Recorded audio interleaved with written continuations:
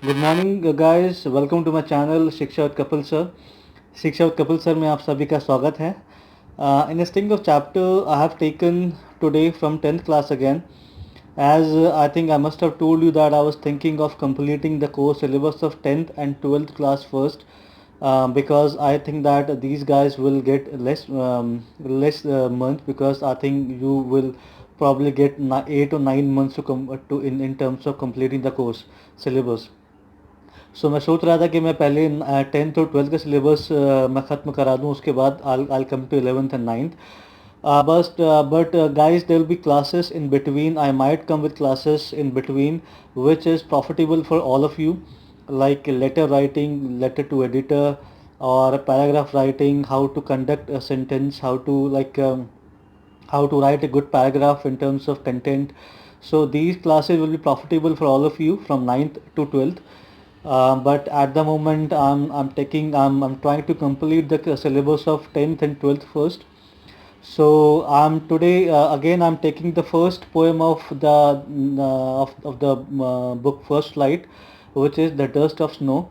The Dust of Snow is written by Robert Frost. And in terms of poem में देखिए बच्चों, जो ज़्यादा है वो पोएटिक डिवाइसेस के बारे में इसमें ज़्यादा पूछा जाता है, क्योंकि बहुत सिंपल पोएम है, बहुत ज़्यादा इसके अंदर एक्सप्लेन करने के लिए बहुत ज़्यादा मीनिंग नहीं है. सो पोएटिक डिवाइसेस जो होते हैं, तो जो फिगर ऑफ स्पीच है वो उसके जो सवाल हैं इसमें से कुछ बनते हैं. सो पहले हम इसके टेक्स्ट पर आते हैं. I will tell you meaning and then will go forward.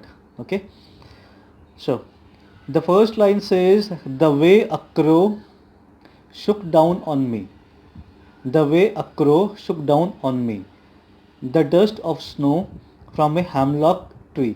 अब जो फर्स्ट दो लाइन का मतलब इसमें ये निकलता है कि द वे अ क्रो, जिस तरीके से कौवे ने, क्रो ने, द वे अ क्रो, जिस तरीके से एक क्रो ने, शुक डाउन ऑन मी, यहाँ पे शुक डाउन का मतलब है नीचे झाड़ कर गिराना. कुछ शेक होता है, ठीक है, हिलाना, और शुक मतलब हिलाया, तो झाड़ कर कुछ नीचे की तरफ गिराया. तो शुक डाउन ऑन मी, नीचे की तरफ मेरे ऊपर कुछ गिरा.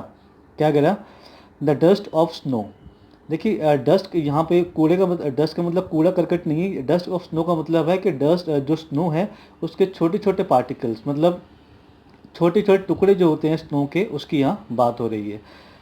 From A hemlock tree, hemlock tree से छोटे छोटे जो टुकड़े होते हैं स्नो के, वो टूट कर जो पोएट है उसके ऊपर गिरे.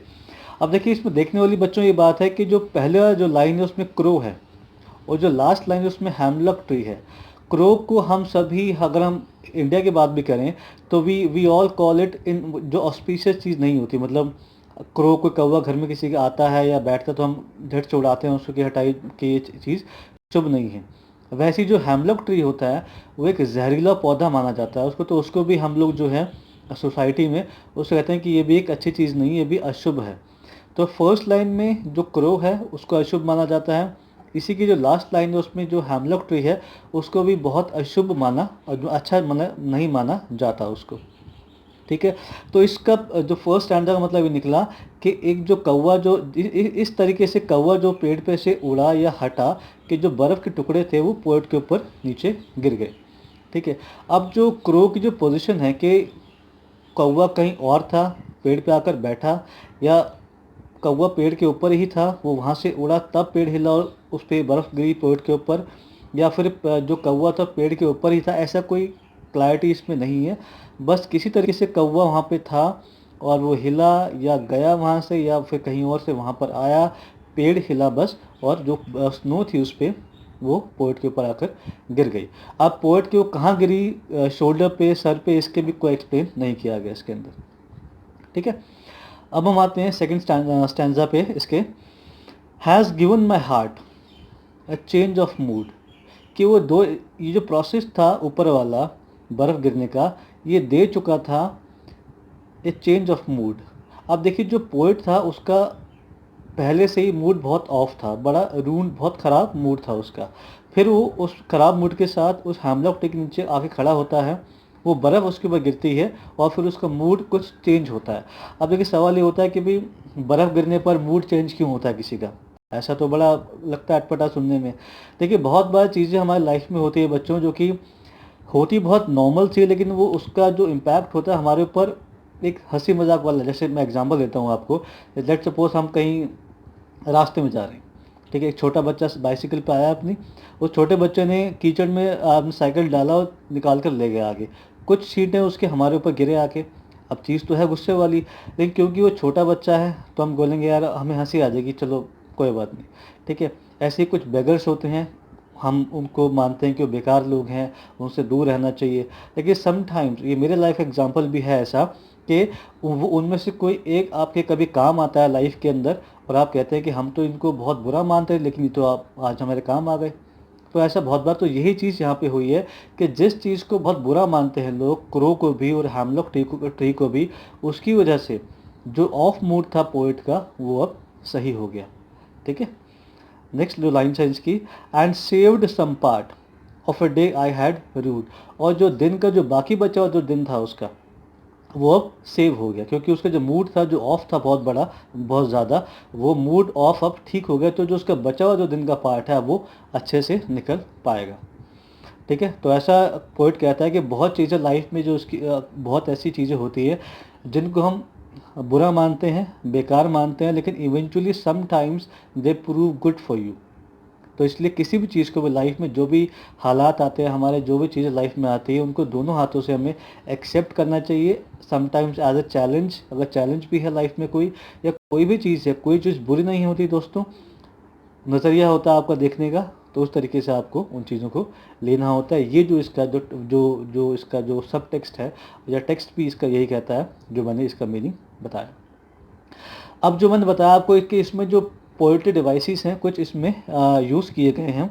सबसे पहले इसमें राइमिंग स्कीम जो है उसको देख लेते हैं हम। देखिए बच्चों, राइमिंग स्कीम जो इसमें हम देखते हैं वो है द वे अक्रो, जो लास्ट वर्ड है उस पर ध्यान दीजिएगा, the way accrue Shuk down on me. अब क्रो में जो लास्ट वर्ड फर्स्ट लाइन का और सेकंड लाइन का जो लास्ट वर्ड मी है, इनमें कोई सामंजस्य नहीं बैठता है। अब आगे जाते हैं, the dust of snow.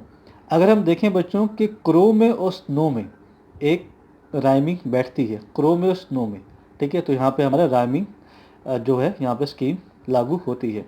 Second जो लाइन थी हमारी, शुक डाउन ऑन मी में, और जो फोर्थ लाइन है फ्रॉम ए हेमलॉक ट्री, सो मी में और ट्री में भी राइमिंग स्कीम जाती है, ठीक है। तो जो इसकी जो राइमिंग इसकी बनेगी स्कीम, वो बनेगी ए बी और ए बी, ठीक है।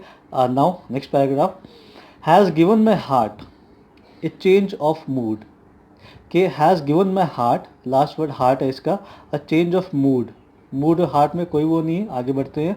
एंड सेव्ड सम पार्ट, अगर हम देखें कि हार्ट में और पार्ट में दोनों में तालमेल है, राइमिंग बन रही है, तो लास्ट लाइन है इसकी, of a day I had rued. अगर हम देखें मूड में और रूड में अपने जो राइमिंग बनती है, तो सेकेंड पैराग्राफ की जो राइमिंग स्कीम होगी वो होगी C D C D. First की थी ए बी, सेकेंड की होगी सी डी, ठीक है। सेकंड जो इसमें फिगर ऑफ स्पीच यूज़ की गई है वो इसमें यूज़ की गई है ऑलिट्रेशन। इसमें बच्चों क्या होता है कि जब एक ही मतलब सेंटेंस के अंदर जब इनिशियल अल्फ़ाबेट्स आपके सेम होते हैं। एग्जांपल मैं देता हूँ पहले आपको इसका, तब समझ आएगा आपको शायद।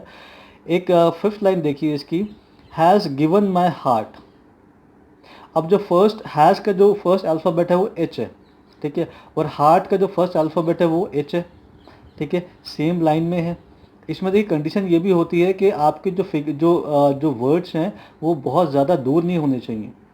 मोस्ट प्रेफरेबली तो ये है कि सेम लाइन में हो तो बहुत अच्छा, लेकिन बहुत दूर तो नहीं हो। तो यहाँ पे क्या है, सेम लाइन के अंदर ये हैज़ भी और हार्ट भी, और दोनों के इनिशियल जो अल्फ़ाबेट्स हैं वो एच हैं, तो यहाँ पे एलिट्रेशन हमारा लागू होता है। अब अगर जैसे फर्स्ट लाइन में हैज़ है और अगर हम देखें कि लास्ट लाइन में हैड है, तो हालांकि दोनों के इनिशियल वर्ड्स अल्फ़ाबेट सेम है, लेकिन क्योंकि बीच में गैप बहुत ज़्यादा है तो ये एलिट्रेशन नहीं माना जाएगा, ठीक है। सेकंड एग्जांपल एलिट्रेशन का वो हमारे पास है सेवेंथ लाइन के अंदर, and saved some part.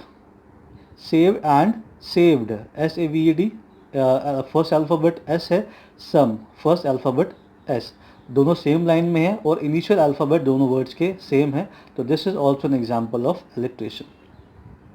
Okay, then इसके अंदर एक चीज़ है इंजैममेंट। इंजैममेंट का मतलब क्या होता है कि जब किसी भी बिना पंक्चुएशन के आपका जो लाइंस होती हैं चेंज होती हैं।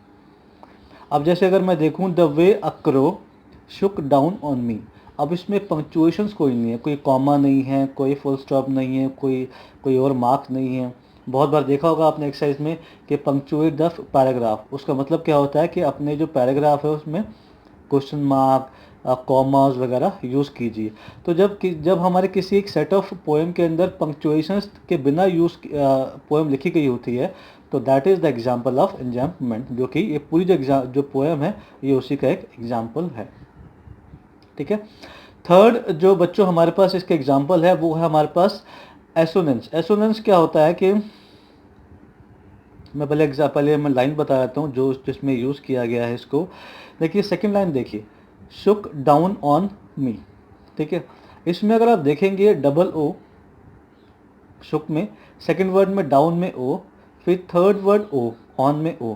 ठीक है, तो रिपीटेटिव ऑफ अल्फ़ाबेट्स हैं और वो जो अल्फ़ाबेट्स हैं वो वॉवल्स हैं। ठीक है, तो जब वॉवल्स को एक ही लाइन में जो वॉवल्स के अल्फ़ाबेट जो हैं ए ई आई ओ यू में से कोई एक वॉवल रिपीटेटिवली आएगा। ठीक है, so that is the example of assonance. ठीक है, अब हम और देखते हैं इसका कोई एग्जाम्पल हमें एसोनेंस का दिख जाता है अगर और तो, और इसमें कोई नहीं है। ओके, सेकंड पार्ट है कॉन्सोनेंट्स। इसमें कॉन्सोनेंट अल्फ़ाबेट्स हम यूज़ करते हैं। कॉन्सोनेंट कौन से होते हैं बच्चों? जो वॉवल्स नहीं होते हैं वो होते हैं कॉन्सोनेंट, मतलब ए ई आई ओ यू के अलावा जो बचे हमारे अल्फ़ाबेट्स वो है कॉन्सोनेंट्स। ठीक है, तो जब यही रिपीटेटिवनेस जब कॉन्सोनेंट वो अल्फ़ाबेट्स की होती है एक ही लाइन के अंदर, तो that is the example of consonants. Example मैं देता हूँ आपको इसका, आप लास्ट लाइन देखिए इसकी, of a day I had rued. अब इसमें अगर आप देखें डे में डी फर्स्ट अल्फ़ाबेट आ गया, ठीक है, हैड में एच दोबारा आ गया, फिर rued R U E D. तो इसमें अगर देखें तो जो डी है वो रिपीटेटिवली आया है दोबारा। अब इसमें वो सीन नहीं है कि अभी इनिशियल होना चाहिए, जो हमारे एलिटेशन में था वो इनिशियल अल्फ़ाबेट होता है, लेकिन यहाँ पे इनिशियल का कोई रूल नहीं है। इसमें किसी भी पोजीशन पे हो तो वो चलेगा, रिपीटेटिव होना चाहिए। जैसे अगर ऊपर देखोगा शुक डाउन ऑन मी, तो इसमें रिपीटेटिव तो है लेकिन इनिशियल अल्फ़ाबेट्स नहीं है, तो that is an example of assonance. ठीक है बच्चों, so I hope that the things are okay with you and आपको जो भी मैंने बताया समझ आया होगा। I don't want to get this video long because 12 काफ़ी टाइम अभी लंबा हो चुका है ये इस पोएम के हिसाब से। तो ठीक है, जो भी इसमें पोएट्री डिवाइस मैंने बताया आपको अच्छे से कीजिएगा उसका। एंड वंस अगेन बच्चों, I can only post my videos if you start liking them. If you like the videos, please click on the like button and subscribe my channel. And so click जो नीचे की तरफ आपका एक icon है, so please tap the icon and subscribe channel so that जो भी notifications वगैरह हैं वो आपको टाइम पे मिलें। And I have only one way of motivating of getting motivated, that is by your likings and subscriptions. ठीक है, so very soon I'll come again with my new video in a day or two. Hardly in a day or two I'll keep on posting my videos. So please, and last but not least, stay at home, don't go outside, okay, and keep working hard. Thank you so much.